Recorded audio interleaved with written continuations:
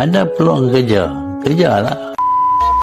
Orang-orang yang nak buat part time tapi diorang tak tahu nak mulakan dengan apa. Mulai dengan satu cawan kopi. Okay, yang pertama, anda cuma perlu minum satu kotak kopi CEO sebulan. Okay, satu kotak kopi sebulan. Okay, yang kedua, kongsi bersama satu orang kawan yang juga minum sekotak kopi sebulan. Kalau kita tengok, satu kotak kopi kita ni cuma ada 20 paket je. Tak cukup pun sebulan. Tapi ini seminimum yang kita galakkan. So, kita minum satu kotak kopi. So, kita cadangkan kepada rakan kita minum satu kotak kopi sebulan. So, anda dan rakan anda berterusan lakukan aktiviti mudah ini setiap bulan.